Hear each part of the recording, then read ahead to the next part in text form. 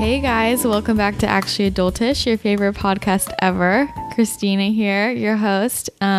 Still on winter break, so Nina's not here, but I have a guest with me today who I'll introduce in a second. First of all, I want to say thank you to everybody who has subscribed so far. It means the world to us. If you haven't left a rating and review on iTunes and Stitcher, then you definitely should.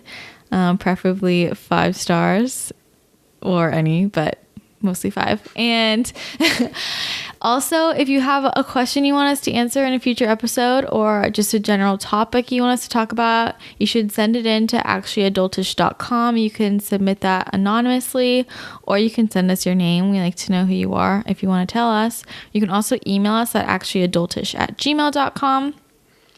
And you should also follow us on Instagram. Our handle's at actuallyadultish.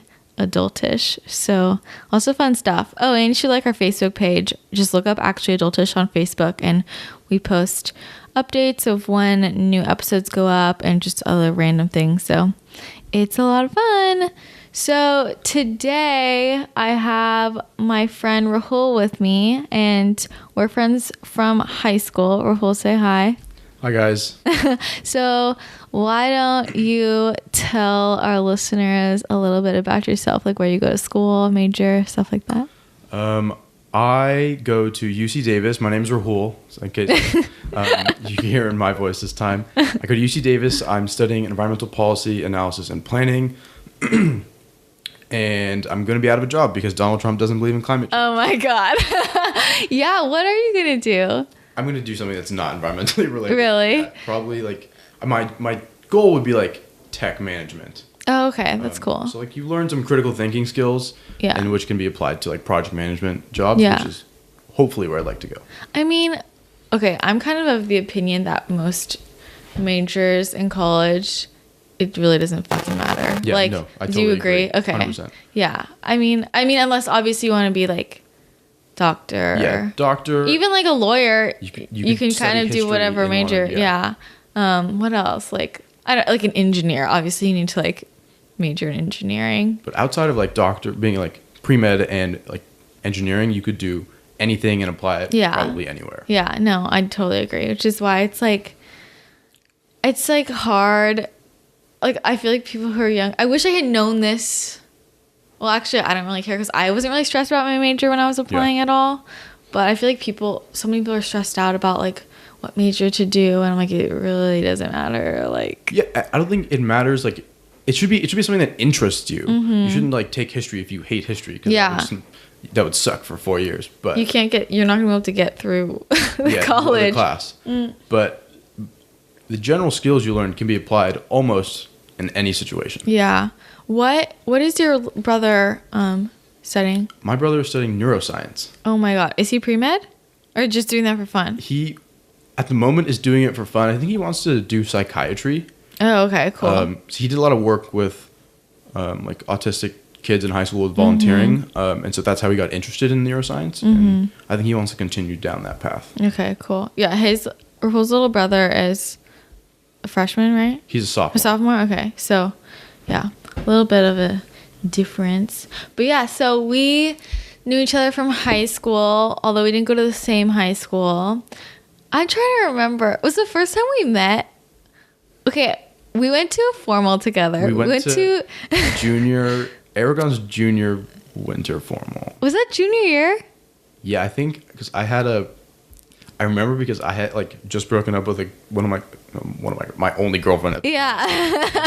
There was a 2-week gap or 3-week gap when we were not together, and that's when we went to this. Okay, yeah, because do you want to explain why how this happened?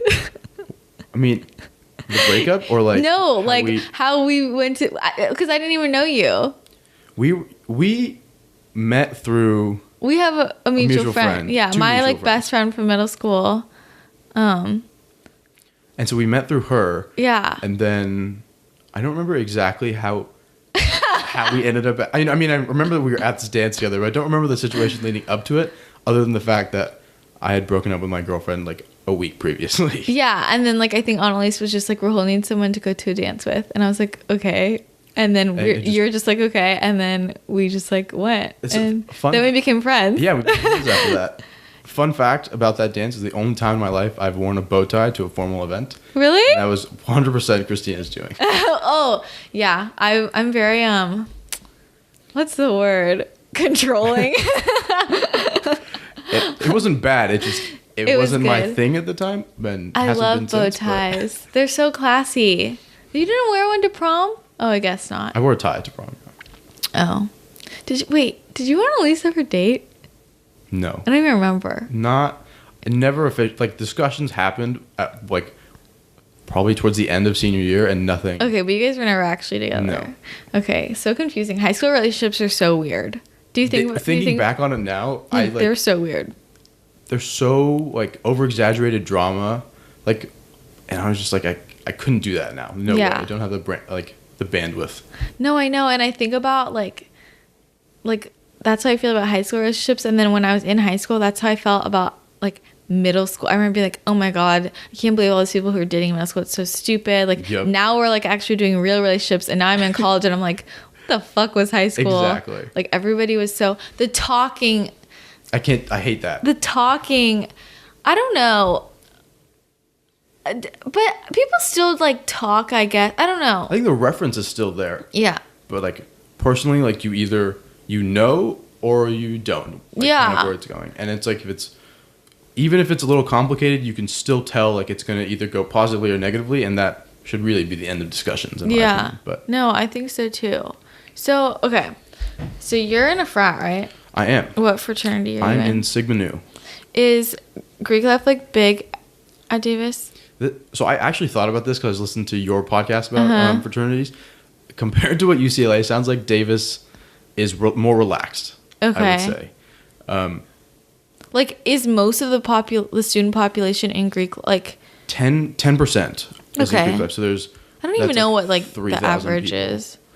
Well, Davis is not a big Greek life school. Probably one of the least when it comes to, like, the UCs, but I'm sure UCLA's Greek life is much more active. It's like not even. This is like the thing. Our school is so cliquey that it's like, honestly, straight up, like basically, if you're white, you're in Greek life. Really? And then because we have such a big international, like, student population that, like, it's like very much like Greek life and, like, international students is like cool. The difference. Like, is how, like, well, what it seems like. So that makes Greek life seem very, like, guarded. It's not a big part. Like, it's not like, in terms of numbers, it's not a big part. Like, we have so many people who aren't, but right. It's just very cliquey. It's like if that makes division. sense. Yeah, it's like and if you're in, people who are in Greek life, obviously not everybody. I'm, like, making vast generalizations, but, like, are very much just, like, in Greek life and like there's just never any crossover. Yeah, and I guess commenting on that, Davis, there's much more crossover. I would say, just like, it's not so much about, like, oh, you have to be friends with people in Greek life, and obviously, maybe some of your friends are just because those are the people you interact with the most. Yeah. But tons of people have, like, friends outside of Greek life, like, within their own, like, niche interests. Yeah. Yeah. Which is, I think, a really cool thing about Davis and Greek life. Yeah, no, that's how I think it should be. And it's like, that's honestly the experience I've had at, like, most other colleges. UCLA is honestly bizarre. And, like, everybody who comes and visits me is like, this is so weird. Just walking around or, like, going to a party, you can just tell it's a different vibe. Like, it's not. And when I visit my friends at other schools, I'm like, wow, this is so different. Like, I don't feel like, I don't know. Everybody's just nicer at other schools. Yeah. Like, I'll, like, visit my other friends and we'll, like, go to a party and, like, I'm like, I, like, feel like I go here. Like, you guys are all nice and it's like nobody cares who I am, or, it's like you walk into a party at UCLA, like, and everybody's just like, yeah, everyone looks at you, looks kind of down at you and like, oh, what are you in? Yeah, and it's like so, and I've told this story a million times, but I think it's so important. Just like, I mean, freshman year, so many, like, girls told me, like, they wouldn't be friends with me. Like, I'd, like, make friends in class and then, like, they'd find out, like, a few weeks in that I wasn't in a sorority, and they'd be like, they just would stop talking to me, and I'd, like, literally be like, what happened? Like, where have you been? Like, we were friends. Yeah, and they'd be like, well, I didn't know that you weren't in a sorority. Wow. And I'm like, what the fuck? I wasn't asking you to, like, like literally we would just like sit next to each other in class, and it like just nothing more than just like class friends. Yeah, that's horrible. I'm like, that's so silly. Like, and that brings me back to like middle school. Yeah, like really brings me back to middle school. I wouldn't say that doesn't happen at Davis. Well, it happens everywhere. But it's more of like, what's the general pattern? Exactly. And I think it really is like a freshman, sophomore mentality almost. Yeah. It's because you join this organization that's coming straight out of either not being in it or like in high school, and you're like, oh my God, this is so cool. Like, I'm this, I'm like top tier hot shit now. And then you're like, oh, you're not? Okay, bye. And that's like, it's an awful thing that people do. And I would say people definitely grow out of it, but it's easily like experienced in almost everywhere. Yeah, no, I agree. And I think that's a good point, that it's like, it's so different when you're a junior and senior. Yeah. Like, it's, people are so much more relaxed. Like, I don't get that vibe, you know. It's very heavy. I don't know. That's why it was such a turn off for me, like freshman and sophomore year. I'm like, I literally feel like I'm in high school, like again, like, or middle school. Now it's not so much like that, because people realize like, you start off in this cool new thing, and like junior, senior year, you're like, okay, I got real things to do now, instead of worrying about like who I sit next to, or like what organization that person is in, or like who you can and can't date because of whatever like Greek life they're in. Yeah. So did you join a fraternity like freshman year, fall quarter? Yeah, I rushed fall quarter freshman year. Okay. And what was that like? It was interesting. So to give some context, were you like sure you wanted to join one, or like were you still iffy? I was kind of iffy, but when I had a friend who went to Davis before, and I visited her like the previous Halloween, and so like we're pretty close, and I wanted to get involved within campus, like not just on my floor. Yeah. I really didn't. And this is the other like side note, is that I didn't really like the people I lived with. So sorry if any of you are listening. Yeah. But I didn't think I've meshed very well, and I didn't want my like college experience or like people I lived with the following year to just come out of me being randomly placed in like this dorm. And so going back, it was fun. It was challenging, and that like there's a lot of times when you have to like think about. You set aside study time, you set aside like fraternity time, and you if you don't do that, then everything mixes and you're completely done. Like your whole schedule is fucked.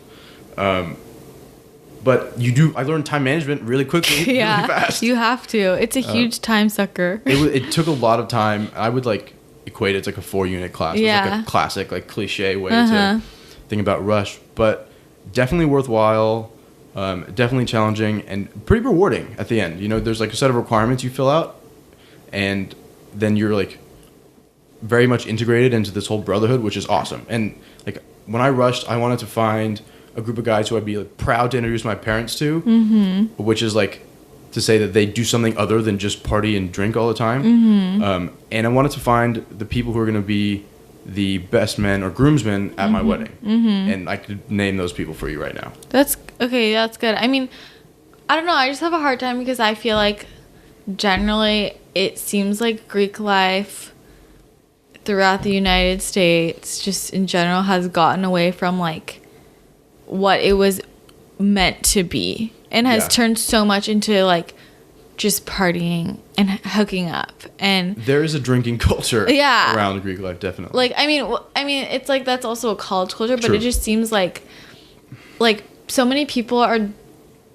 It just seems like the general pattern is to join it for what I think are the wrong reasons. Like, you know, versus like, I don't think the Greek system was put in place. Like, it was supposed to be like creating relationships and philanthropy and like it was put in place with good intentions, and then it quickly spun out into drinking, partying, yeah, and that's something that I like personally. Why I joined Sigma Nu at Davis is because we do a decent amount of community involvement. We do philanthropies, and it's more than just like hanging out and drinking, because 4 years later that gets pretty boring. Yeah. And so when I can look back and say, oh, you know, my chapter raised, like we do this annual trek with like 10 or 15 guys of our chapter, and we raised $10,000 like within the first 2 weeks of school. Like that's something that I'm proud of, because we put in this work and this money is donated to a fantastic cause. Yeah. But I wouldn't, if you're going to join it just for the drinking and like what you perceive as the girls, then you're wasting your time 100%. Yeah. The sad thing is I feel like that's what some people definitely do. That. And I mean, obviously it depends on everybody, but it's like, so, I mean, do you think that the stereotypes around Greek life are true? Across the country, I would say... Generally. I'm not saying you specifically. Right, obviously, every school's Greek life is so different, and every fraternity, sorority itself is different. I would say that a lot of the stereotypes are true, but there are like aspects of Greek life that are overlooked because of the stereotypes. Such as, you know, I'm like wearing a backwards hat right now with like a football jersey. Yeah. So you could call that a stereotype if you wanted. But then, you know, my chapter raises, you know, $15,000 a year, which is something that you wouldn't necessarily think about when you say, oh, like, you know, that guy's in a fraternity. You would say, oh, he's just a party football, like, douchebag. Yeah. And, like, that's fine. Like, people definitely have that stereotype because they didn't make it up. It exists. Yeah. But thinking a little bit as to, like, oh, you know, what does this organization do other than that wouldn't hurt us. Us, like, fraternity. Yeah. But yeah, the stereotypes exist because there are idiots and there are douches who like perpetuate them. Yeah. I think that part of the problem I see, something that bothers me is, well, I see it, I'm thinking about girls when I say this in sororities more so, but I do kind of okay. Basically, I think that people get really caught up in it, and it's like they're in the bubble. They're really far in the bubble, and then they graduate, and they don't know what the fuck to do. And they're like, they spent so much time in the bubble worrying about, like... Who's this week's mixer with? Yeah, exactly. Yeah. And then they're like, wait, I have to graduate. I don't know what to do. And I know a few people who have graduated who literally, like, fell apart because they had to move home, and now they don't have their sorority sisters with them, and they're like, wow. I don't have a party to go to, and they... literally did not think at all about, wow, I'm gonna have to graduate and get a job and do real life and actually do things, and nobody's gonna like cook for me at my sorority house anymore. Like, and there are people who, obviously that's not everybody, but like I know a few people. I'm thinking like there's like 5 people in my head right now specifically that I'm just like, you were just so far in the bubble. Like this is real, and a few of them I know literally moved back to the city where they went to school so that they could still hang out with the people who are in the Greek life now. And I'm just like, I mean, it's great that you have your friends. Like, you like them so much, but you can survive. Yeah. Like you have to be able to be self-sufficient too. Yeah. Like, I don't think like your whole life should be Greek life. Like it just, and I do feel like, honestly, I feel like, I feel like boys are better at like being realistic, a little bit less caught up. Yeah, you know, like it's like you guys are more like when you're all together, you're having fun and whatever. But like, I still feel like even guys who I think are like annoying frat boys, like most of them like know what they're doing when they're gonna, like they still have like a life plan. They're still like doing regular life plan eventually too. Like they're still, but like I feel like a lot of sorority girls really don't. Like that I know. My take on that is a while I haven't experienced it, but I know people like about what Christina's talking about. I know people have done that, and who like just fall apart once they graduate, and just either sit at home like a recluse, or don't know what to do. But from personal experience, I would say that being caught up in that organization for like 2 or 3 years while you're in college is okay, right? As long as you can find a balance to know that you have to do other kick your ass into gear by the time you're a junior and senior. And so I was pretty caught up in it freshman, sophomore, junior year. I had a blast, so don't regret doing that. But now you take a step back and you're like, well, fuck me, I have to graduate. So, and there's nothing wrong with taking like a back seat in your organization, and then you have your friends by then. It's not like you need to meet every single new member. Like that's not necessary. You're not going to like them all. And then you kind of just ease your way out, and you look back and you're like, wow, that was a blast.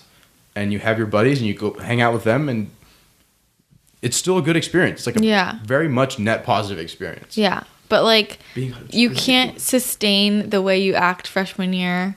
Like there's no, you have to like buck up at some point, Right. And you can't sit in this bubble your entire life because the bubble only exists in your college town. Yeah, exactly. It doesn't exist at home where you could you can't start drinking at 11 o'clock at home. It doesn't work. I know. On a game day, that doesn't happen. Yeah. And as long as you realize that this bubble is going to pop and it pops in a big way. Yeah. Probably Christmas break, senior year. Yeah. Or hopefully earlier than that. Hopefully you realize before that also. No, I think that's a good point. That's the problem, is that people don't realize that the bubble's going to pop.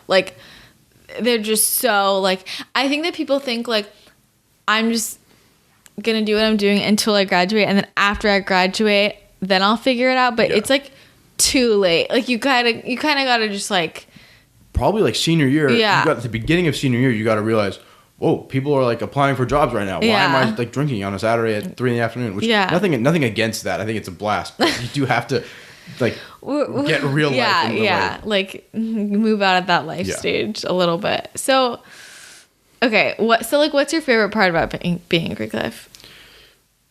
My favorite part about Greek life is, I guess in my chapter, is the support system. So as I said, I could tell you my 5 groomsmen right now, but there are times in my life when one of my grandmothers passed away when I was in college, and this was my closest relative who had passed away, and I was far from home. I couldn't come home. I didn't have a car, whatever. And I was like, what do I do? How do I manage this? And I, as I said, wasn't a huge fan of the people on my floor. Yeah. And I had this network of 50 some odd guys who I could sit down with any one of them and talk about this, and they would take care of is not the right word, but they would support me. They would help me.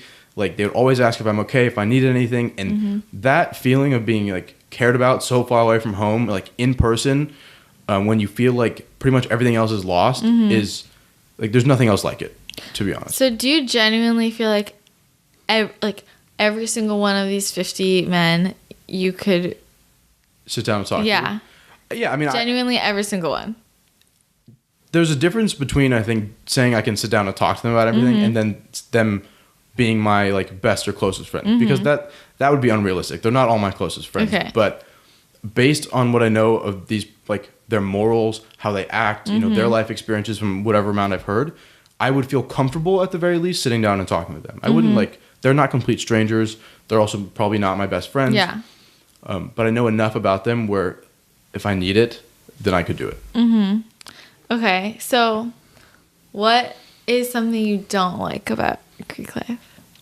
And this is an interesting point, because I've recently experienced this, and it's this being caught up in stuff. And it's I don't have time, and I'm the social chair, one of the social chairs in my fraternity, and of course, it's a lot of planning, really, it's event planning, weekly stuff, and I'm I don't have time to spend 2 hours in a social meeting talking about a theme, who is going to bartend, what drinks we're going to have, are we stressing on whether or not the girls are going to show up, how many will show up, what time. I don't have that. I don't have the mental capacity to do that. And I don't really, as a senior, going to a party with what is effectively a bunch of freshmen and sophomore people is not my scene anymore. And so having that, I don't have time to do that for 2 hours, and I hate having to sit through some fake discussion about something that no one cares about, and then you're gonna forget probably the following day, and I just can't do it. I'm glad you bring that up, because that's it's the bubble popping. Yeah, that's honestly what I get so irritated with. I have friends who are in Greek life, and just talking about life, but their problems, I'm sorry, are fucking stupid. Don't come to me crying that you were at the party and so-and-so was wearing the same dress as you, and then you saw her looking at the guy that you wanted to hook up with, and these big life problems that people are just I'm this is not an issue. There are bigger, I just don't have time for it. And I don't want to be mean, and I always they'll tell me this, and I'll just be looking and listening, and I just want to scream in my head, I honestly do not give a shit. This isn't a problem. Go cry to somebody else. But I'm no, you need to be nice and show some compassion. But I'm just also are we? I literally feel I'm in 6th grade sometimes. There are things that you just it's like, why are you complaining about this? Like, is it helping you? Like, did you have less fun at the party because someone's wearing the same dress? Or like, it's just like, was that the problem? Or like, who fucking cares? The problems are so minimal. And because when you look at what Greek life does, which is the parties are fun, the community service and whatever is great, but the problems that arise from those things are generally minimal. Yeah. Like, problems that nobody else in the world experiences. Yeah. Are just like they're put on a pedestal of like complete unnecessariness. Yeah. And it's just like, what is going on here? And like, so why do you think that is? I think it's people get really caught up. So like in the pedestals is because you don't have really any other problems. A lot of the people who are in Greek life, the stereotype of like upper middle class kind of families who like have and that's okay. Like that stereotype does exist because those people are in Greek life. Yeah.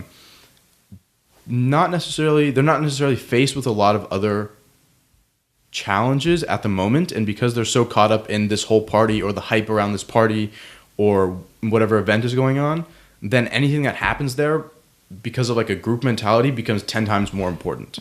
Whether it's like someone like dancing really cool on the floor or like doing a really cool, like, I don't know, doing a shot ski or something that you think is like, oh, it's kind of fun. It becomes like, oh my God, it was so sick. It was the coolest shot ski ever. Yeah. Like, not really. Yeah.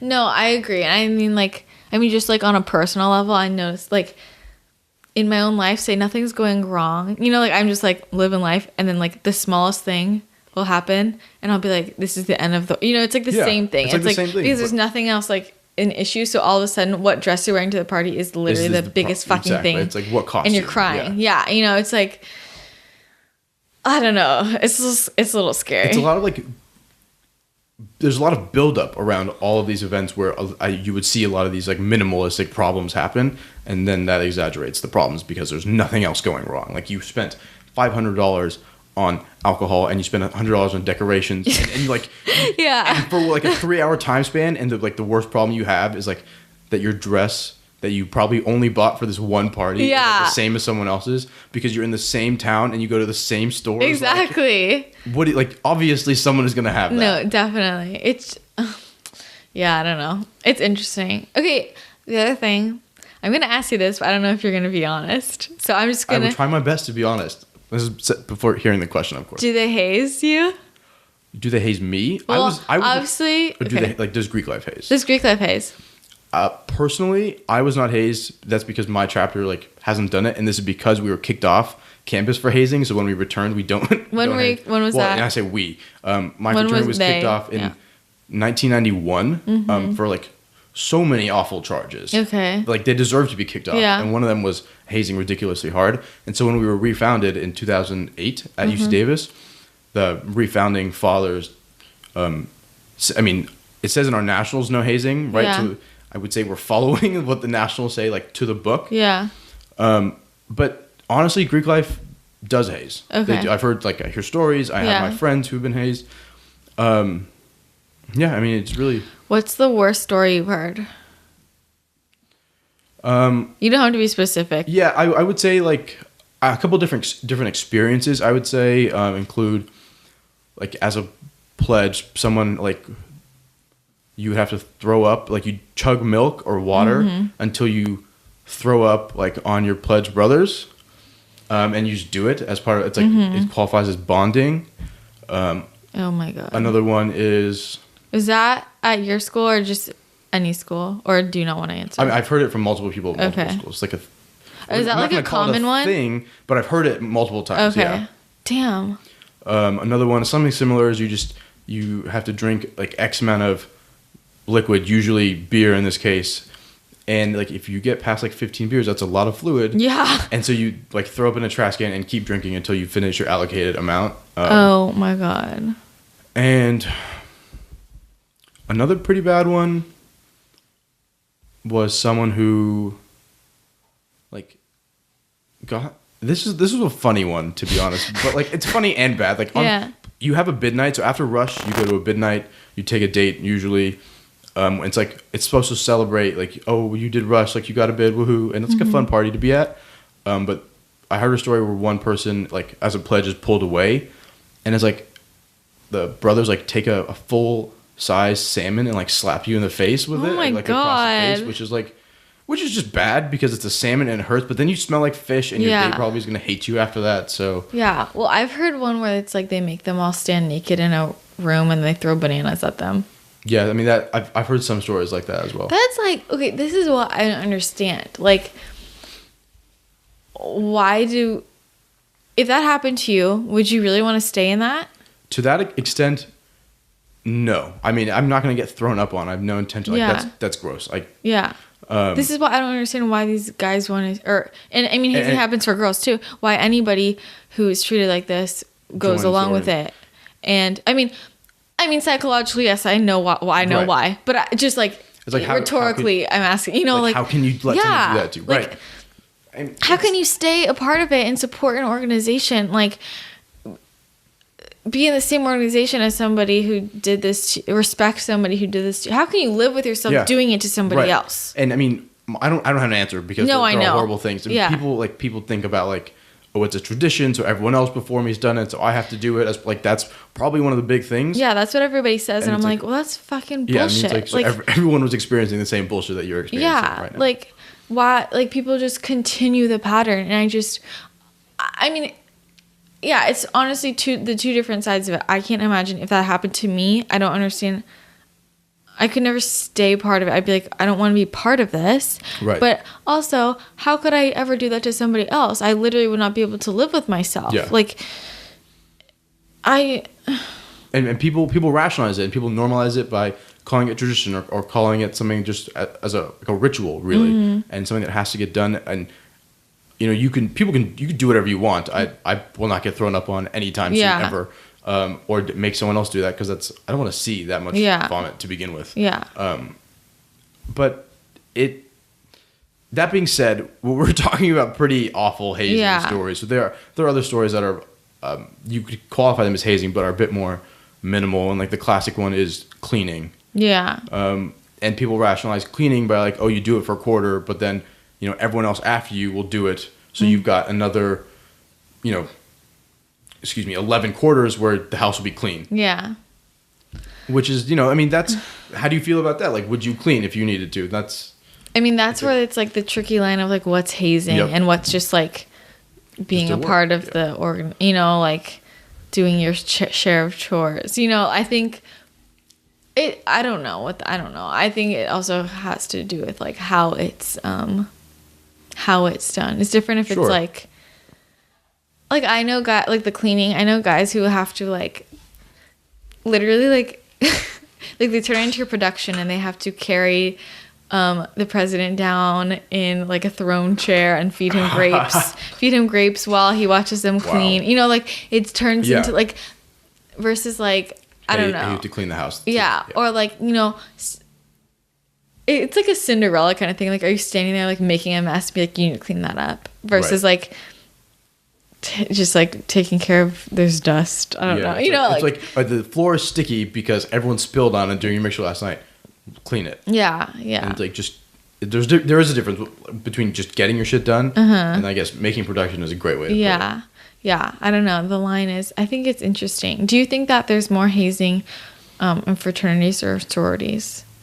Having no prior experience with sorority hazing, I would say, that being said, I have heard stories and I know that it happens, but I would say fraternities, to be honest. Well, I think what's complicated about it is I feel like sororities do more like emotional hazing. Yeah. Like, girls fight like that. Like versus like, fraternities are more like it's very outward and very public. Yeah. Versus like girls are like it's so sneaky hazing. I think more so. I mean they do shit. Oh, no, they do shit agree. like I feel like sorority would be like, oh, you have to wear this dress that everyone thinks is ugly, but when no one actually cares about, like when you go out, no one else will care about it. Yeah. It's just like your group knows that it's not. Yeah. I don't know. That's bad. Well, no, I mean I'm thinking of like they do a lot of shit with eating. Like the eating disorder thing is such a big deal in sororities. Yeah. Like just like or like telling them like you can't eat that because you need to be this way, or like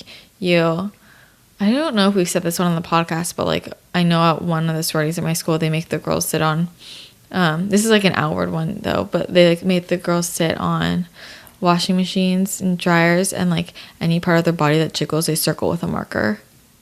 Whoa, that's fucked. Yeah. Every part must jiggle. Yeah, exactly. What? You're saying that's ridiculous. Yeah, it doesn't make sense. And it's like, you know, and it's like, and I know girls who have left sororities who have like, I've talked to them, they're like, literally, I like became anorexic because I was in this. They told me I wasn't allowed to eat that. They told me that I was like too fat and that I should be embarrassed. And it's more of like emotional, like that. It's like, you know, like fucking with their head, like versus like. Which is different than like. That's different than like you have to sit here. Beers. Yeah, you know. Wow, I think that's awful. Like that's horrible. Arguably worse. I would say that is definitely worse. Actually, I would if someone was like, "You can't eat that," I'd be like, "Okay, you can go fuck yourself." Yeah. No, there's such an image that like people feel like they have to uphold. At least that's what it sounds like from those stories. Yeah, and that's just. It is possible to be healthy, and you don't have to look like a twig. Yeah, you can be healthy and be whatever bone structure. Is, your body is like that's perfect. Yeah, well, that's what I get like this whole thing idea about like what the line is about hazing. Like I get like I'll talk to my friends in sororities about this, and I'll be like, they'll be like, no, there's absolutely no hazing in the sororities at UCLA, and I'm like, what about when you told me the other day about when that girl said that to you and like told you couldn't, and they're like, well, that's not hazing. I'm like, well, I fucking think it is. Yeah, it's like where's maybe, the line? Yeah, you don't think it's like maybe you guys don't do hazing where you could get in trouble for it, because how are you going to get in, like there has to be like evidence, right. like telling someone like, I need something is like, oh, he said, she said. Yeah. Like what are you why are you listening to them? Yeah. Like, I don't know. It's a hard intense. topic. Yeah. Like, and there's no, I don't know, guys. Be aware. Be aware. Go to Davis. It's less, it's more relaxed. Yeah. I just don't think anybody should let anybody else treat them like, I don't know. You got to pick wisely. Yeah. You got to pick wisely. Join for the right reasons, please. Definitely. Okay, so let's move on to some like dating stuff. Sure. Okay, so basically I just have a ton of questions and they kind of are in a very random order. I probably should have. Okay, where do you think is the best place to go to meet girls? To meet girls. To be honest, go somewhere where you find your passion. So like, this is a really dumb example, but like if you like making pottery out of clay, you should probably try and meet people in the place where you do that. Yeah. Because you're going to find people who already have a shared interest. You can talk about something. And like they probably are similar to you in other ways as well. Yeah. That being said, if you want to like going to a bar, there's nothing wrong with that. If you want to go out and meet people. And that's honestly what I do the most, because I don't really do like you don't do pottery things. And it's also kind of convenient because you can make a trip not a trip, like an event out of it with your friends, and if it doesn't work out, you're not like, oh dang, I still have to make this pottery, but you can go meet more people that way. Yeah, but then it's like people complain, okay, like people go out to the bars and clubs and stuff, and like I can never meet anyone. I'm like, well, who do you like? It's so much harder to meet somebody who's like a good person. Yeah, I agree with that. And some of my best like interactions, I'd say, have come from mutual friends. I think that when you meet someone for the first time in a very relaxed, like normal setting, which is like another cliche is like, oh, we're gonna like play some like a board game or a card game, which is a very neutral setting. Yeah, then you're gonna get who they are as a real person instead of some fake like face they put on at the bar. Yeah. Do you feel like people? Okay, I mean, you're a guy in a fraternity. Do you think that like are you and your friends like actually want a relationship, or you still like just like want to hook up with girls? This is the thing, because like my friends and I talk about this all the time. It seems like all the guys in college don't want a relationship. There is a line where you need to like think about it within yourself, at least in my opinion. I'm not going to say that I don't enjoy like doing the hookup culture, which is like very relaxed and like free form. But having a girlfriend, I feel like, comes with a little more structure in your life. Yeah. Because you have to like also like represent someone else, like a person well. You have to think about someone else, and you have to figure out like what exactly is going to happen. And that structure can be really nice at a time in college when you're just kind of like you're fucked in all your classes and you don't know what's going on and you have to study 15 hours a day. Yeah. And then like its structure is nice. And so I would say that as you get older, the likelihood or the wanting of a relationship, I guess you could call it, increases, because when you're like sophomore, like freshman, you kind of just want to do whatever you want and not be, I guess, like tied down. Yeah. Yeah. But I personally, since I don't like go out a lot and go and meet like you'd be meeting like freshmen and sophomores, but most likely wouldn't want to date anyway. And I spend a lot of my time either like working or like being outdoors. Then that would be awesome because it's someone else to always work with, someone else to like go on hikes with or work out with or do whatever. And I think that connection is needed in human life more than just hookups. Do your friends feel like that too? Do you think that's like common? I would say yes, but it like the jump from hookup to relationship is very big. Yeah. And I think the girl needs like, and not just the girl, but like the couple in themselves need to really want it. Because if you half-ass a relationship in college, it's going to end poorly and someone will get yelled at the end and it's just not good. Yeah. And so I would say, yeah, a lot of my friends would like that structure and stability, even if you guys think otherwise. I know you better. Yeah, but so you think so they don't know it, basically. Not as much, because there's like something to be said about like going out on Saturday night, just hanging out with the boys, not doing anything. And like, it's not a negative part of being in a relationship, but then you also would have to be like, oh, I'm going to hang out with the boys, and you have to worry about how the other person will react. And if someone else needs something, then you're the first person to call. And like, there's a whole thing. It's a whole other situation to consider, like on your own actions. And so even though going out with the boys is like the greatest time in the world, I think you want a relationship deep down. Yeah, I think for me, it's like... That was a lot of talking, sorry. No. I think that people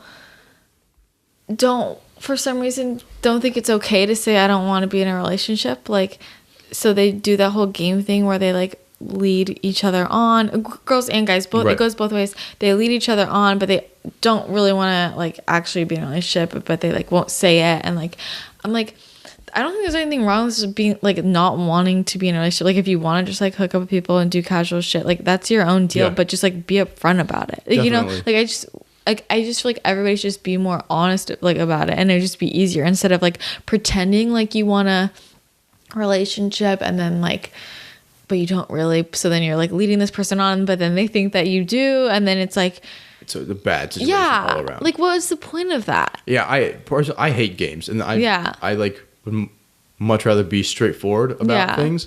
I think that's why we always got along, because we're both very straightforward, blunt like, people. Yeah. True. And it's just like, the games are so bad because you're both anxious about something that you don't need to be anxious about all the time. Yeah. Like, am I the dumb thing is like, am I replying too fast? And this is like a high school problem. Oh my God. Can we talk about that? I can talk about that for days. Literally get so mad. People who play these texting games. I'm like, okay, basically, if somebody texts me, and I'm right on my phone, I'm going to respond immediately. Like, if you text me and I don't have my phone and I don't reply for a few hours, it's literally because I haven't opened it. Yep.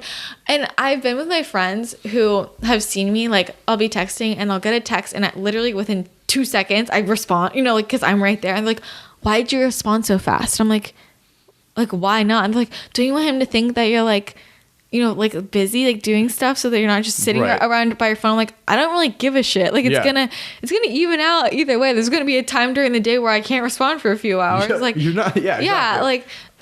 Like there's no point in like me sitting here and being like, okay, 10 minutes, like I need to wait 10 minutes for a response so he doesn't think I'm too like pushy or needy. It's stupid. Like, you know, like I can't, like, I hate that. I live by this philosophy, and this is mostly because I hate having like little notification tabs on my phone. Me too. It stresses me out. And so I've accepted it for my email because there's 300. Oh my God, the emails.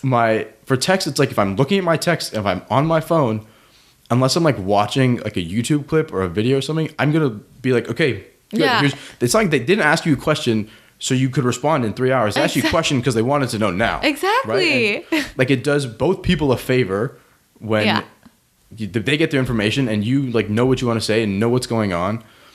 It doesn't like help you because you're not like I'm going to rephrase that. That was a lot of jumbled words. It's not helping anybody by waiting 15 minutes. Like, unless you really, like, can't do it. Unless you're physically unable to answer, like, the text or the phone call. You're just wasting someone's time. And you're wasting your own time by taking that 15 minutes to think about what to say, to be honest. Exactly. And I guess it's like, they're like, you don't want him to think that you're just waiting by the phone. I'm like, okay, but from the other side of it, I mean, I don't know. You're a guy, so maybe you can answer. Okay, when I'm talking to somebody, like if I'm talking to a guy, I'm not thinking about, oh, he responded really quickly. Like, I don't think about how long it takes somebody to respond. Yeah, like, if you're thinking about that within a relationship, or like when you're getting into a relationship, you're probably not doing something so right, if I'm totally honest. Yeah, exactly. It's just like so, I don't know. And then, okay, you know what else has been coming to my attention that really bothers me is like really clingy relationships. Like, okay, I've been with a few of my friends recently, and their significant other is like so mad because they're not texting that person back. Like I'm hanging out with somebody, right, and so they're like talking to me, and we're doing stuff, and so they're not looking at their phone. Exactly. And then like they will look at their phone like 20 minutes later, or when there's a break in the conversation, they'll be like, oh shit, blah blah blah, so pissed because I didn't respond. And like I've literally was with my friend the other night, and like he was like, I need to go home because she's like really mad because I'm not responding fast enough. And I'm like, whoa, we've been hanging out for like an hour. Like, you know, it's like you can't go out, like you're not responding. Like, that's... And literally I'm thinking of, there are 4 specific situations in the past week and a half where this has happened. Like, and I'm like... That's insane. You really can't let your person, like, not text you for an hour? Yeah, I mean, like, you need to be... There's a level of independence that you have to have as a person. Like, if you... I'm not saying you, like...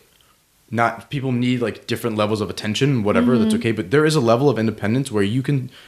not respond to someone, and they can like realize that you're doing other things. Yeah. And quick solution for this, and this is something that I really appreciate, like when I'm talking to girls, or this is what I do also, it'll be like, hey, I'm going to the gym right now, talk to you in an hour and a half. Yeah. You like, and that's fine, because then the other person knows what's up, and it's like, he's like, oh, okay, the person's in the gym. So you could text and reply, you could send 100 messages. Yeah. But like, at least you know what the person's doing, and like if that offers you peace of mind, then great. They're not like, no, I'm the same way. Like, it's just like about like communicating, like being effective. Yeah, you know, and it's like you don't even.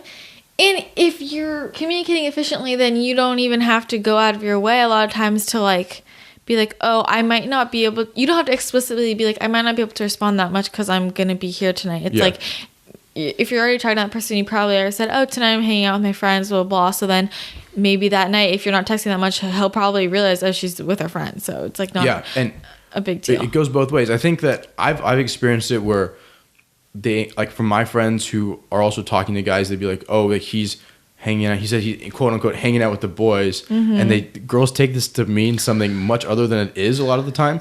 95% of the time, guarantee you, he's sitting around like talking about heinous things that you wouldn't want to listen to, and playing video games, or like doing something so incredibly random you couldn't even like imagine these people talking about it. And that comes from like sitting in a room with 10 guys like in my fraternity house talking about the absolute weirdest topics. And that's what, like, you probably don't want to be in that conversation. You probably don't want to have a text that's saying, hey, I'm talking about like how to morph like a horse into like a cheetah or something. You wouldn't like what do you care about that? But being effective at communicating is, I think, what we're both getting at here. Definitely. Just say what you're doing and just be honest with people. Yeah, and you don't need to be so clingy is also what I'm saying. Mostly girls. It's mostly girls. I'm just gonna put that out there. Be independent. I think it's like you don't need to. Somebody doesn't need to. Like, don't get offended if somebody doesn't respond to you in 5 seconds. But also, it goes the other way. It's like, also, you don't need to pretend like you're busy when you're not. True. I mean, like the great point that you made earlier is that it evens out. Right? Because there are times when you sit on, like, if you're sitting on a couch, you're just on your phone, you're going to respond right away. And then it goes both ways. And then someone is doing an activity and they don't respond. And it probably averages out at, like, the same response time. Exactly. And if you, like, as long as you care about the person you're texting to some level, like, you'll respond to that. Yeah. No, I definitely agree. Be independent. Being independent is good. It's better. that's a big problem. We have a whole episode about that. You guys, you should listen to our dependence episode. Rants about that. Okay. Let's see. What's another good one? Okay. What's the absolute biggest turnoff in a girl? I'm gonna answer this in a roundabout way. Okay. So things that I look for in a girl when I'm like, oh wow, that person is like special. We have a connection. Is that it's the biggest one is that they're fun, to be honest. And if you're not fun, and if you're boring, and like, I'm not gonna want to hang around you. Yeah. Really. And it doesn't have to be fun in the sense of like going out and partying, but if you like are fun, like you make funny comments, you have like a lot of friends who like you like do your own thing with. That's what I would say are the two biggest things, like being fun, and these are the positives. These aren't turnoffs, but I'm spun it a little bit. Doing your own thing and being fun are the two biggest things that I look for. So if you're like clingy or a little bit too dependent, I would say in quotes, then it's not like kind of a turnoff. And not being fun, being boring. No one wants to be around a boring person. Yeah. So. Okay. So basically being boring. Yeah, being boring. It was a very roundabout answer. Okay. Is there anything, like, can you think of an example of something specific somebody would do, though, that you'd be like, okay, no. Like, say things are going well, and then. Okay, sure. Let's see.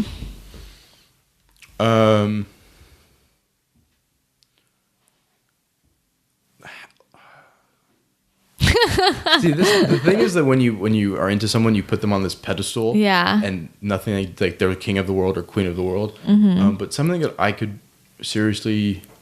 What about like non-negotiables? What if you're looking at somebody? What if you like were putting their traits on like a list? And okay, I like that.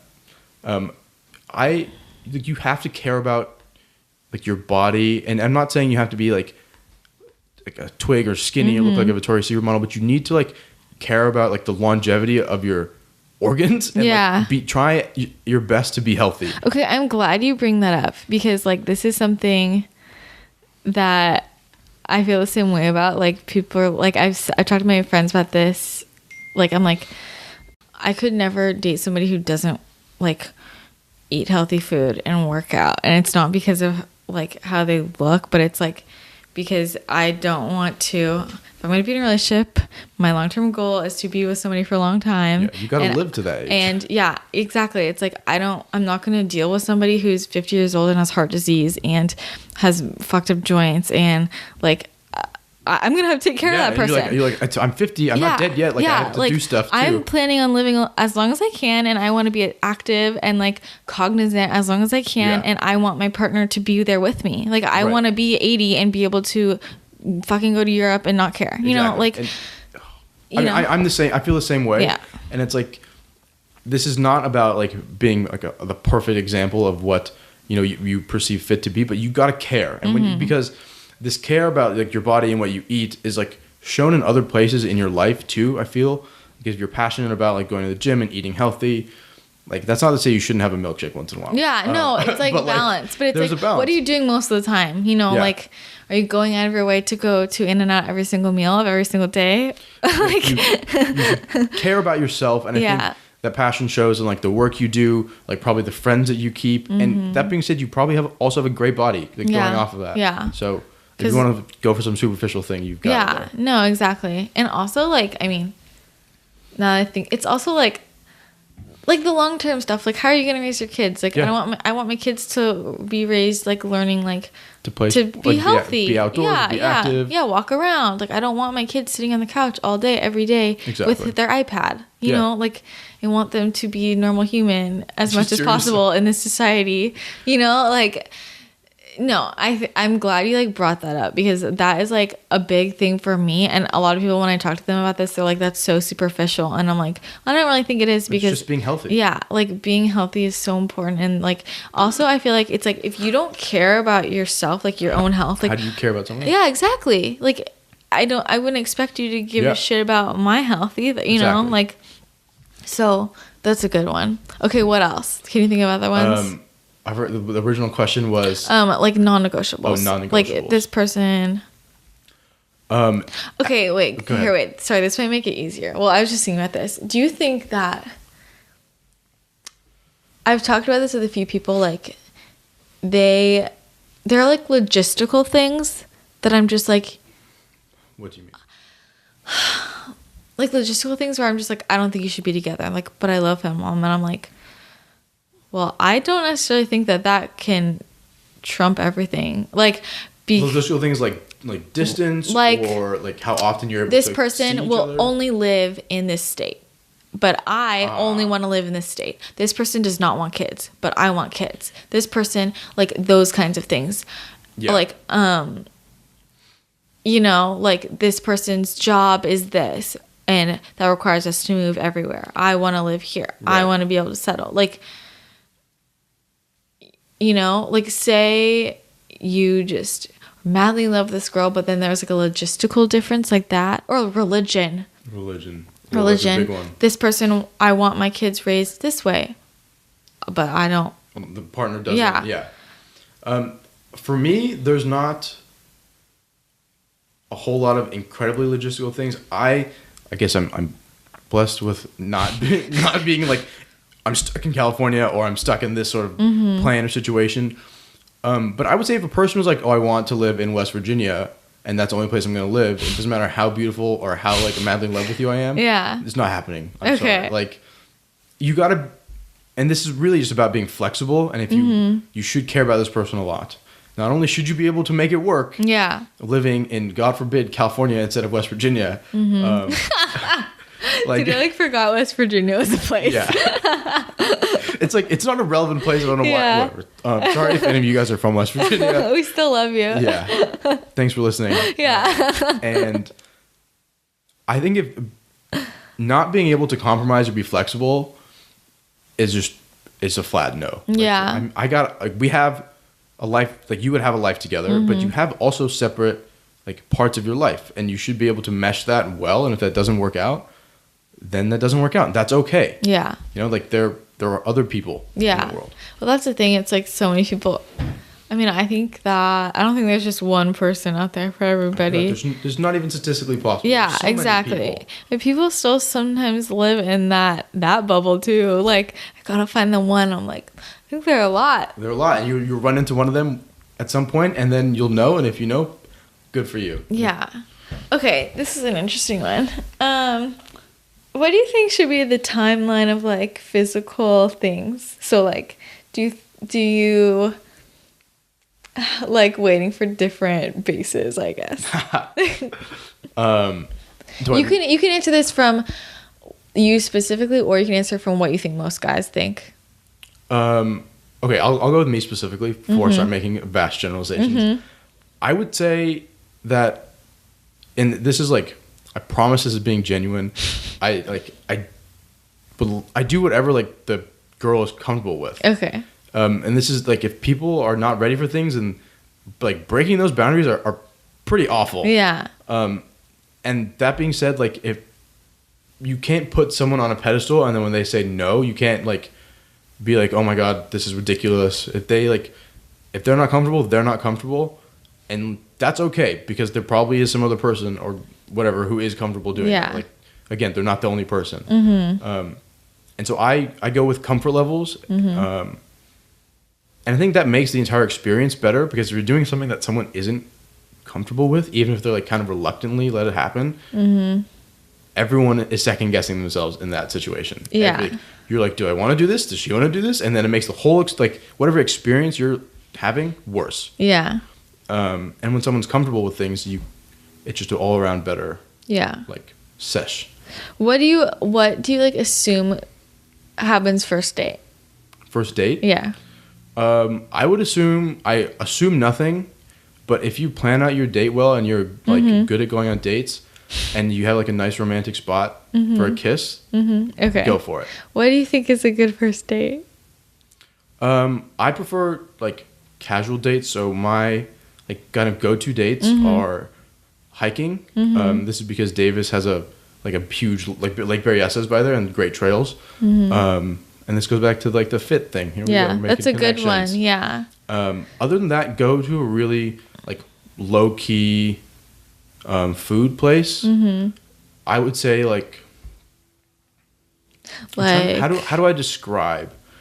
I wouldn't call it a hole in the wall, but something where everyone who goes there knows what the place is, and like there's a happier atmosphere because like you will know the waiter, you'll know the owner, and that way everyone's relaxed. No one's like uptight in a suit doing some dinner situation, and your arm's not getting crushed at the movies like in high school. And oh God. So, no. I like we've talked about this before, but like active things. You know, like active things. You know, like just like doing something versus like somebody's like, let's just go to dinner. I'm like, snooze, like bore. To amend my dinner thing, go to dinner for like 45 minutes and then like go on a walk. Yeah, exactly. Like, even that, like walking around aimlessly. Yeah. And like maybe ending up like carefully planned at some like kind of cute romantic spot would be nice. Yeah. Okay, do you like date? Like, or like just like, you know what I'm saying? You know how in high school it wasn't like people were like dating. It was just like not together. Hanging out and like talking. Like it wasn't like, okay, let's go on a date. Okay, let's just date 2. This is date 3. It's like it wasn't like that in high school. And then in college I feel like it's like half people are like kind of just hanging out and half are like dating, like, oh, I'm gonna go on a date with this guy this week, and then I'm like, okay, this is like confusing because and then obviously like older people do it more like dating, more like classic formally dating. Like what are you and your friends doing at this stage in your life? And my friends, speaking of my friends as well, we are big fans of like the official date. Okay. It's like, hey, it's not, hey, do you want to go to a movie? Not a date yet, because you haven't said, hey, do you want to go on a date with me? Okay, yeah, so that's a good point. Like, how do you know if a guy is asking you on a date or just hanging out? It depends. Okay, so I would say it depends on your like prior relationship with the guy, and like you have to get a feel for if he's like that official type or if he's going to be more low key about it. But I would say like date obviously means going on a date. Yeah. And if you're hanging out, I would qualify everything else as hanging out, and then, and this is kind of a weird like question to ask, but if you're like ever you don't know, say, okay, we can make it a date or you can ask, is it a date or are we hanging out? Yeah. He'll give you an answer. It might not be the one you want, but you'll still be like, you'll have clarity in that sense. If a girl asks you that and then you're like, oh no, we're just hanging out, would that make you feel weird then that she had asked you that? Because would you be like, I would probably be more attracted to her, to be honest, because it takes guts to ask that question. Yeah. I'm not saying it's a common thing that, and personally it never happened, but I would be like, wow, she knows what she wants. Yeah. Right? And she at least is looking for an answer. I think that's the thing. I think that so many girls are like just really worried about, like, I feel like guys are so much more like everything just like kind of rolls off your shoulders. Like, you know, you guys don't overthink everything as much as we think that you're going to, because we assume that you're overthinking things the way we overthink things. Does that make sense? And so everybody's like, I can't ask him that because then he'll think this. I'm like, he probably will like forget you asked that. Like, I just feel like you guys don't get offended, you know, like, and girls forget that. Like, I mean, certain things obviously like offend you or like make you think about stuff, but I just feel like there's a lot of things that girls are just overly worried about for no reason. Like, and that's why the people aren't upfront. And I'm like, just be upfront.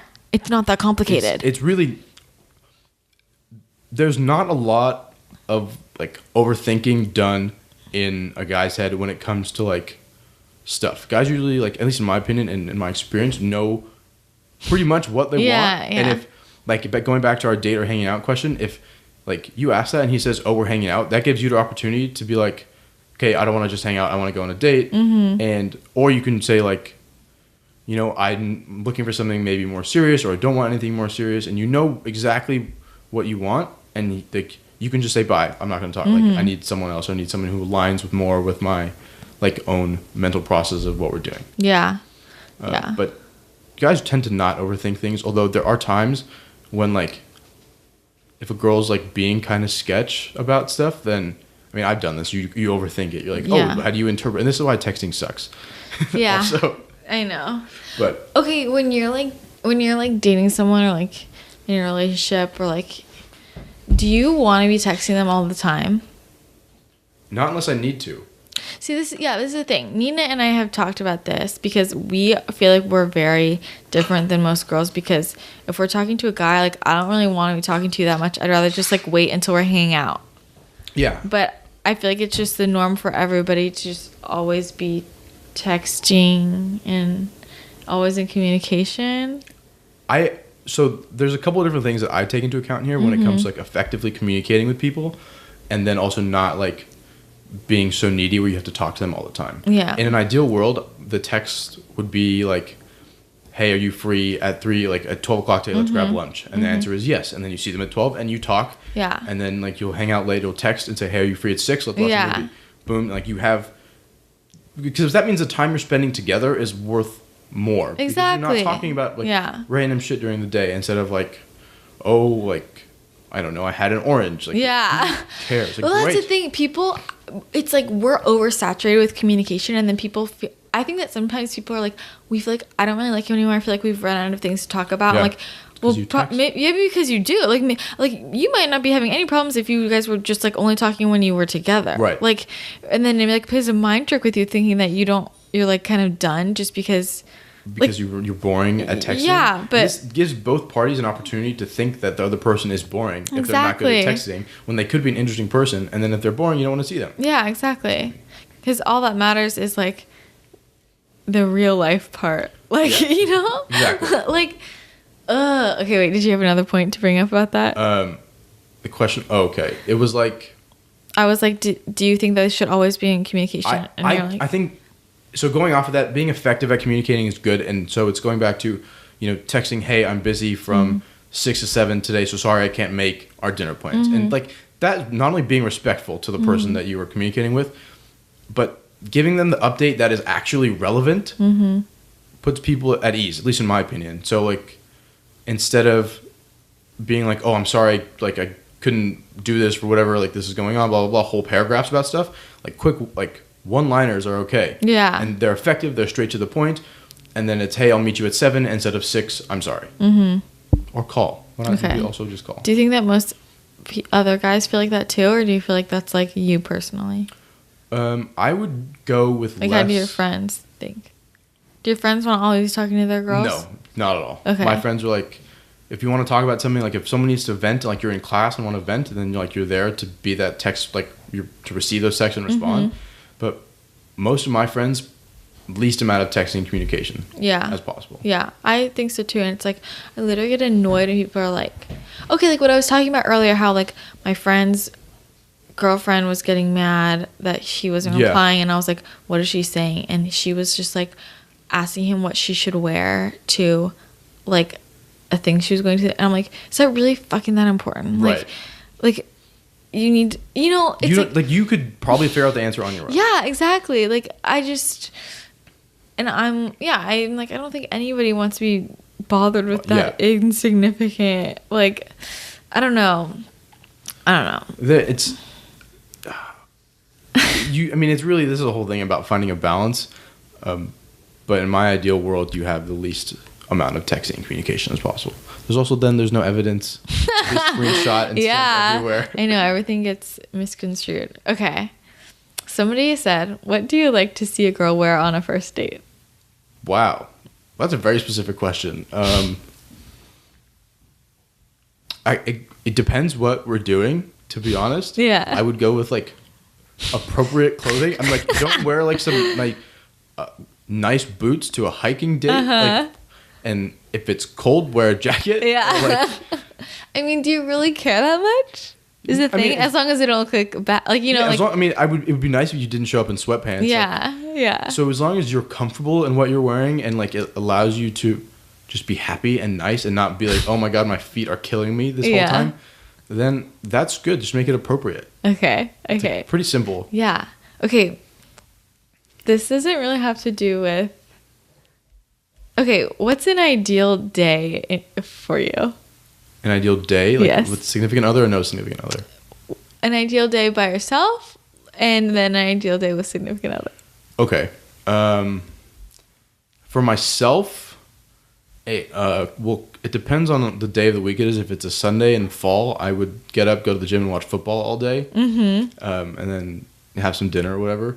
But most days, my ideal day is like productive the entire day. So I'd get up 5:30, go to the gym at 5:45, be home at like 7:30 latest.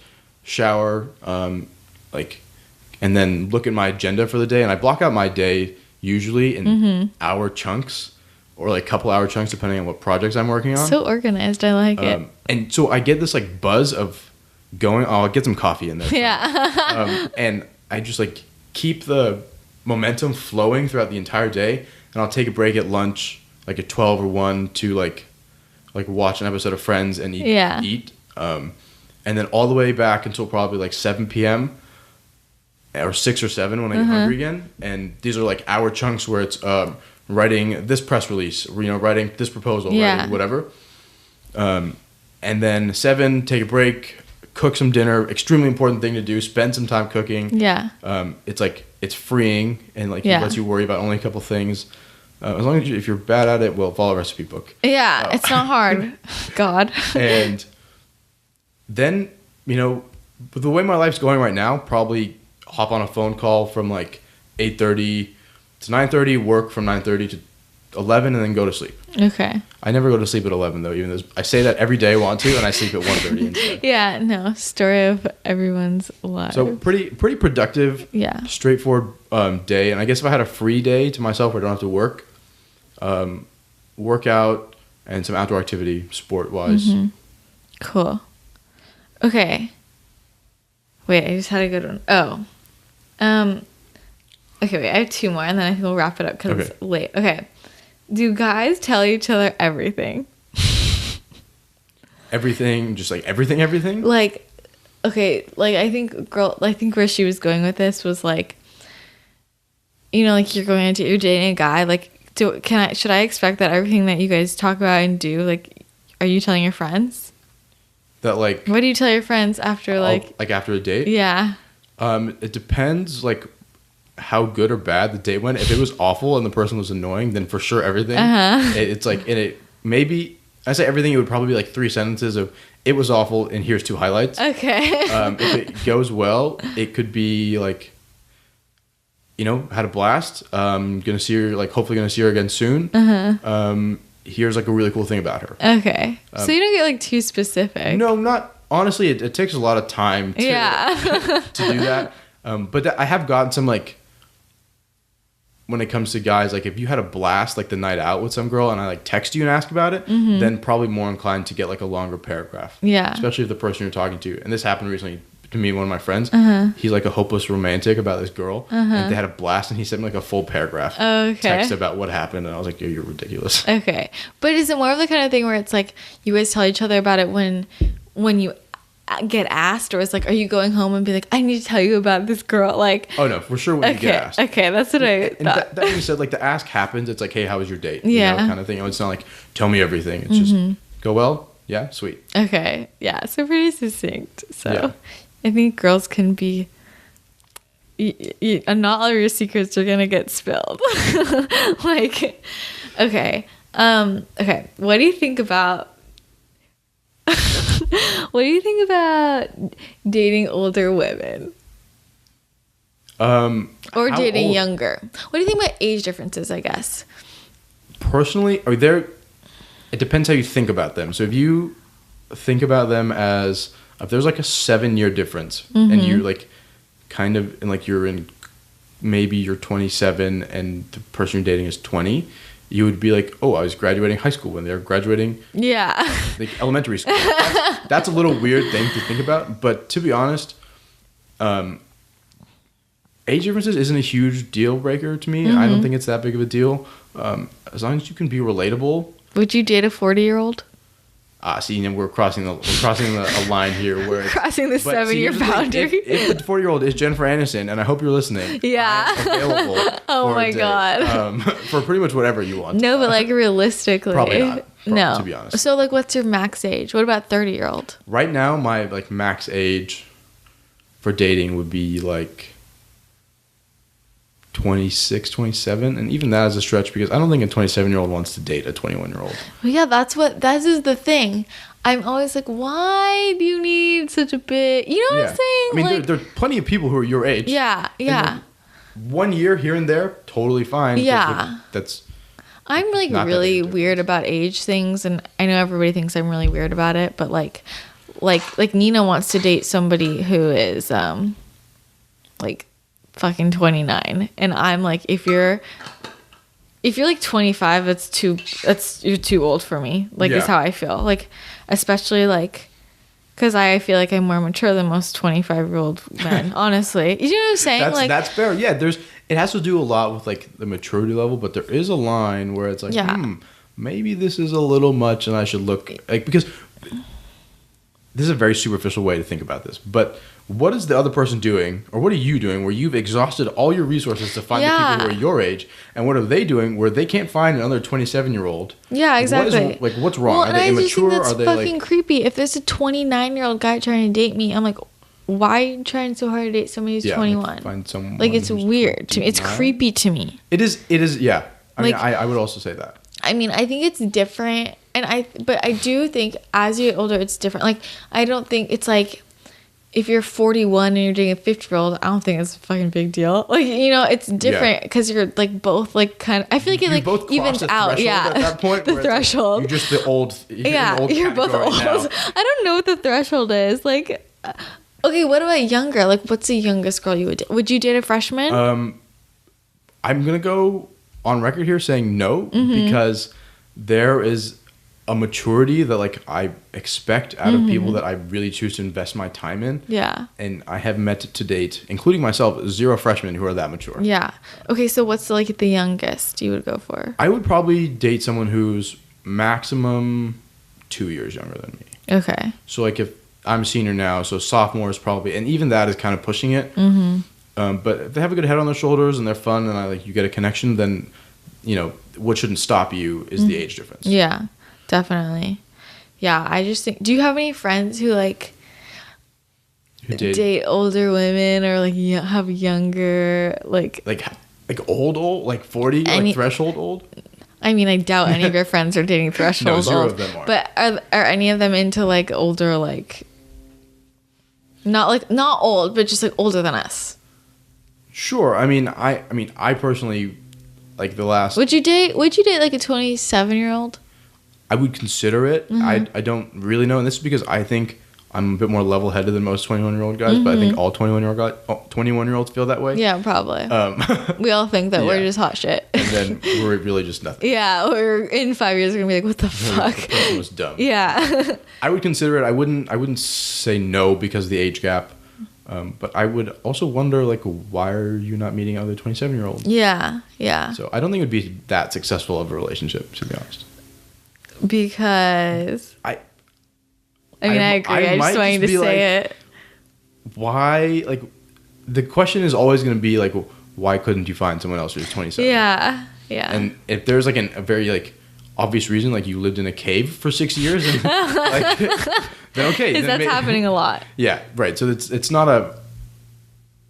There's a reason, and as long as you can be okay with that reason, then sure. But it's something that's like a nagging question sometimes. Yeah, yeah. I think it's. Do you have any friends who like want to date an older girl, like want to date a younger girl?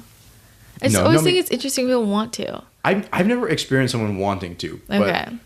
But sometimes it just happens. Mm-hmm.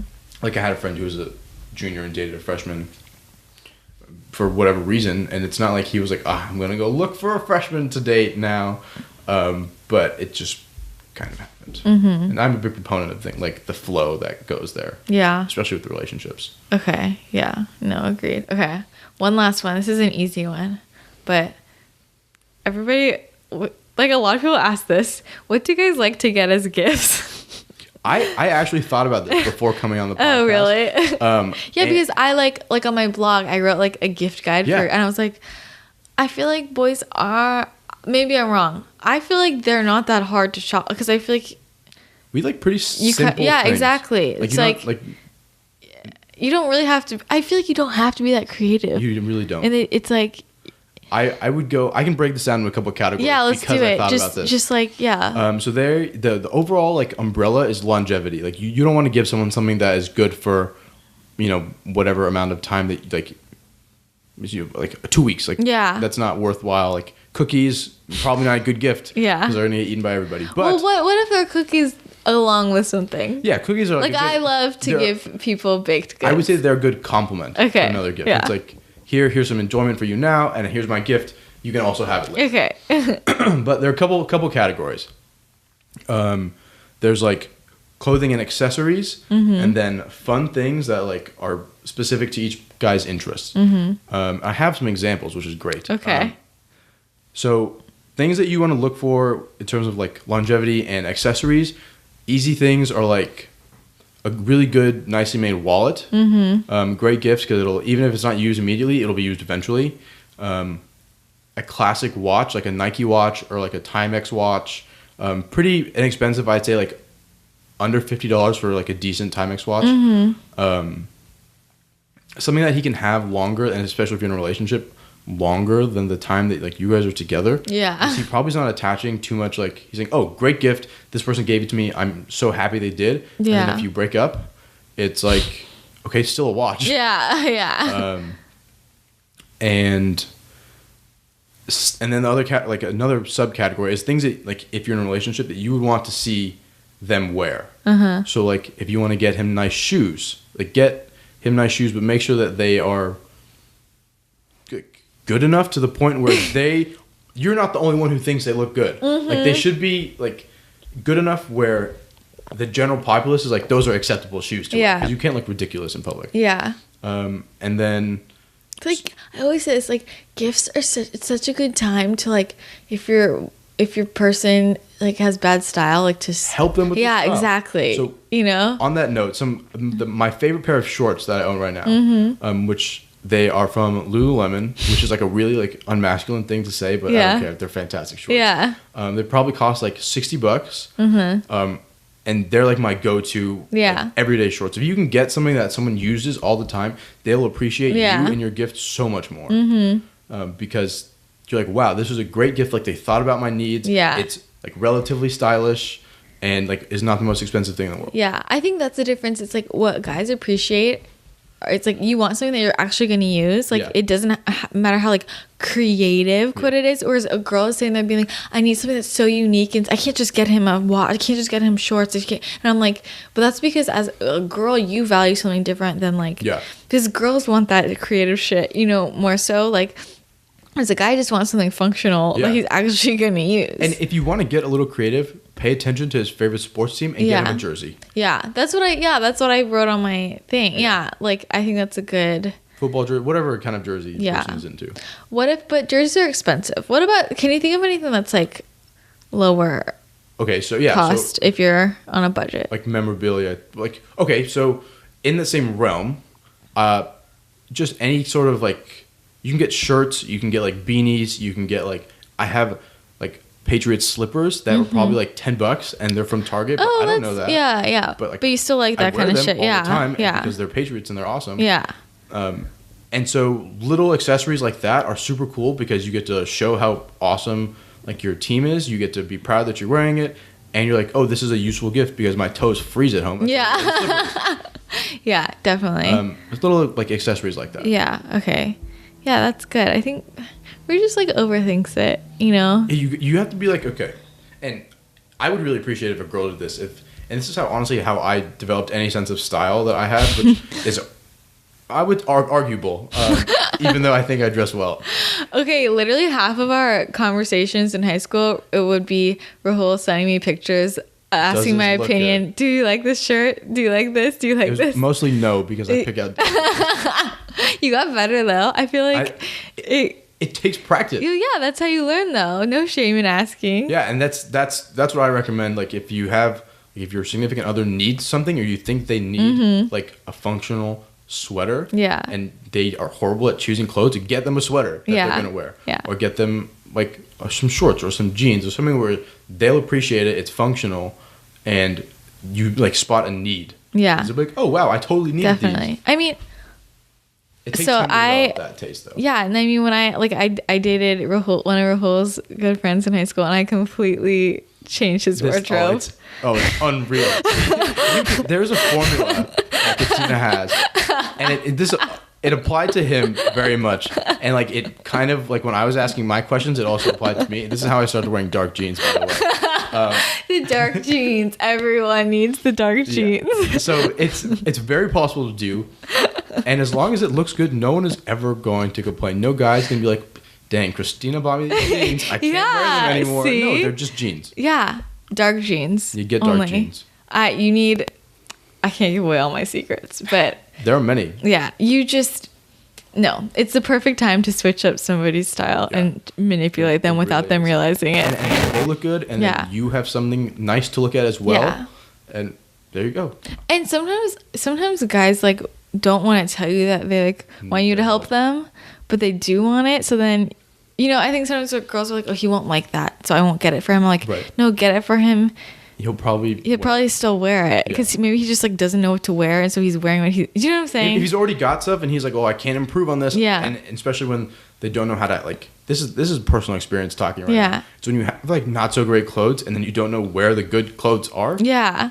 You're not making any improvements. Yeah, exactly. Asking for help is a difficult yet very rewarding. Thing. So that would be a great gift. Changing someone's style, I think. Definitely. And wardrobe change. My last thing is that I've had like some really cool stuff, like retro gear is, Christina's not going to like this because some of these are ridiculously looking, but oh God, some like, I really like old school sunglasses from like the 60s or like old Patagonia, old North Face jackets because they still function properly. They look cool because they're usually like absurd colors, like bright blues. Oh God. Where do you find that?